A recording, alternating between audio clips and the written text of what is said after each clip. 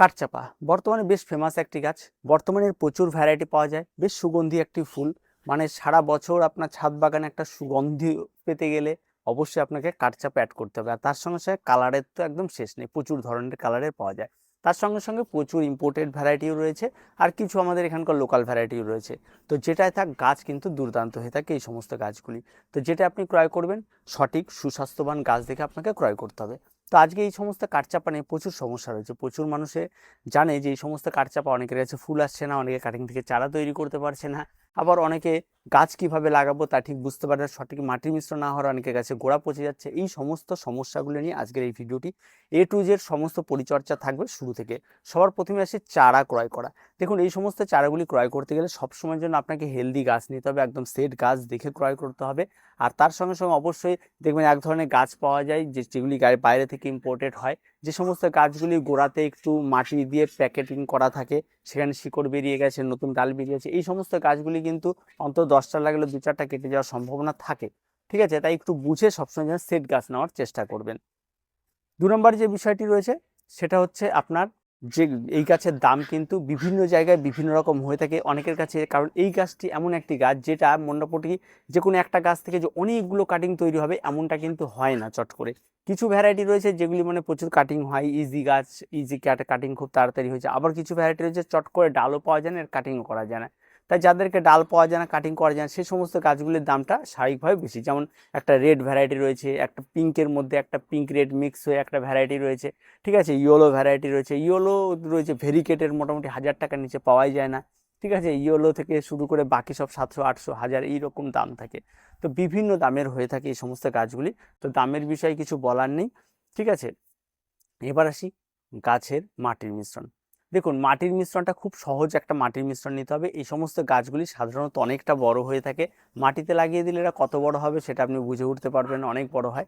আর আপনার গাছে যখন মাটির মিশ্রণ করবেন একদম 50% মাটি, 30% কম্পোস্ট, 20% বালি, এই দিয়ে একটা র ম্যাটেরিয়াল মাটির মিশ্রণ তৈরি করবেন। আর তার সঙ্গে অবশ্যই 2 চামচের মতো নিমখোল, 2 চামচ হাড় গুঁড়ো, 2 চামচ শিংকুচি, এইটুকু মিশিয়ে দেবেন। আর তেমন কোনো কিছু লাগবে না, দিয়ে সুন্দর একটা মাটির মিশ্রণ তৈরি করে একদিন একটু মাটিটাকে ঢাকা দিয়ে রেখে দেবেন। পরের দিন আপনারা এই মাটির মিশ্রণে গাছটিকে প্রতিস্থাপন করবেন। গাছটি প্রতিস্থাপন করার সময় অবশ্যই গাছের রুট বল কখনোই ভাঙবে না। এবার আসি টবের সাইজ। দেখুন, এই সমস্ত গাছ লাগানোর জন্য টবের সাইজ মিনিমাম 10 থেকে 12 ইঞ্চি নেওয়া উচিত। কখনোই একেবারে ছোট পটে লাগাবো তারপরে বড় পটে লাগাবো এমনটা করবেন না। এই সমস্ত গাছগুলো অনেক বড় হয়, তার জন্য সরাসরি আপনাকে 10 থেকে 12 ইঞ্চি মাপের পটে লাগিয়ে দিতে হবে এই সমস্ত গাছগুলি। কারণ এই সমস্ত গাছ যথেষ্ট শক্ত গাছ, তাই এই সমস্ত গাছের যতটা জলের প্রয়োজন আর ওই মাটির মধ্যে যা থাকবে তাতে এই গাছকে চট করে নষ্ট করতে পারবে না। তার জন্য সবসময়ের জন্য একটু বড় মাপের টব, 10 থেকে 12 ইঞ্চি মাপের টবে এই সমস্ত গাছগুলি প্রতিস্থাপন করবেন। প্রতিস্থাপনের সময় আবারও আগেও বলেছি যে রুট বলটি মোটেও ভাঙবেন না, এখানে ক্ষেত্রেও রুট বলটা একদম ভাঙবেন না, রুট বল সহ আপনারা গাছকে প্রতিস্থাপন করবেন, সুন্দরভাবে গাছ বড় হতে শুরু করবে। এবার সেই গাছে খাবার আমরা কি দেবো। দেখুন, এই সমস্ত গাছগুলি বিভিন্ন জন বিভিন্ন রকম খাবার দিতে বলতে পারে। তবে যে মাটির মিশ্রণ দিয়ে আপনি গাছ লাগিয়ে দিয়েছেন, প্রথমে প্রতিস্থাপন করেছেন, তাতে গাছের মাটির মিশ্রণে আর খাবার অন্তত 6 মাস না দিলেও চলে, বিন্দাস গাছ সেই খাবারই খেয়ে যাবে। আর যদি আপনার মনে হয় যে গাছে ফুল আসার ব্যাপার আছে, ফুল আসছে না কেন, তাহলে আপনি অবশ্যই লাল পটাশ নেবেন সামান্য একটু, যে 1 চামচের 4 ভাগের 1 ভাগ, আবার একটু ফসফেট নিয়ে নেবেন। ঠিক আছে, এই দিয়ে একটা মিক্স করবেন, আর এর সঙ্গে হাড় গুঁড়ো, শিংকুচি মিশিয়ে একটা মিক্স খাবার তৈরি করে অন্তত 2 ইঞ্চি, যদি 10 ইঞ্চি মাপে টব হয় তাহলে 2 চামচের মতো দূর দিয়ে ব্যবহার করবেন। একদম একদম গাছের দূর দিয়ে ব্যবহার করে যেদিন ব্যবহার করবেন সেদিন জল দেওয়ার প্রয়োজনে পরের দিন একটু জল দিয়ে দেবেন। তো এইভাবে আপনারা গাছে করুন, গাছে দেখবেন খুব তাড়াতাড়ি ফুল চলে আসার সম্ভাবনাটা থাকে, আর তেমন কোনো কিছু লাগে না। আর গাছে নিয়মিত যদি খাবার দিতে হয় তাহলে আপনারা জৈব খাবার যাদের কাছে থাকে, হাড় গুঁড়ো, শিংকুচি, নিমখোল, এই সমস্ত জৈব খাবারগুলি আপনারা গাছে ব্যবহার করতে পারেন, তাতেও কোনো রকম অসুবিধা নেই। কিন্তু খাবারটা কন্টিনিউ মানে ওরকম না, মাসে একবার করে দিলে বেশি ভালো হয়, বারবার করে গাছে খাবার প্রয়োগ করা ঠিক না। রাসায়নিক খাবার যদি আপনারা প্রয়োগ করতে চান তাহলে এনপিকে 15-15-15 রয়েছে। ঠিক আছে, যেটা ইচ্ছা আপনারা প্রয়োগ করতে পারেন, তাতেও কোনো অসুবিধা নেই। তবে 10 ইঞ্চি মাপের টবের জন্য 1 চামচের 4 ভাগের 1 ভাগ আপনারা প্রয়োগ করবেন। অবশ্যই দূর দিয়েও প্রয়োগ করতে পারেন, তাতেও কোনো রকম কোনো অসুবিধা হয় না।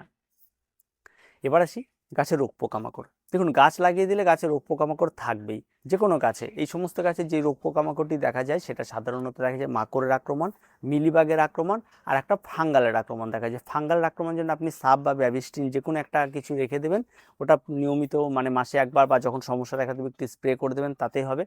আর আপনার আর একটা জিনিস হতে হবে নিম তেল। নিম তেল যদি আপনি নিয়মিত স্প্রে করেন তাহলে দেখবেন লাল মাকড়, তারপরে আপনার ওই যেটা রয়েছে মিলিবাগ, এই সমস্ত কিছু চট করে আক্রমণ করবে না। আর যদি দেখা যায় আপনি নিয়মিত স্প্রে করেন না, আক্রমণ ঘটে গেছে, তাহলে আপনাকে কিন্তু অবশ্যই আপনাকে একতারা রেখে দিতে হবে। একটা 20 টাকার প্যাকেট নেয়, ঠিক আছে, 1 লিটার জলে 2 গ্রাম মতো গুলে দেবেন, গুলে দিয়ে স্প্রে করে দেবেন, দেখবেন সমস্ত মিলিবাগ হাওয়া হয়ে যাবে। চট করে কিন্তু আর মিলিবাগের আক্রমণটা ঘটবে না এবং গাছ অনেক বেশি ভালো থাকবে। তো এইভাবে ছোট ছোট পরিচর্যাগুলি করতে হবে। এবার আসে সানলাইট।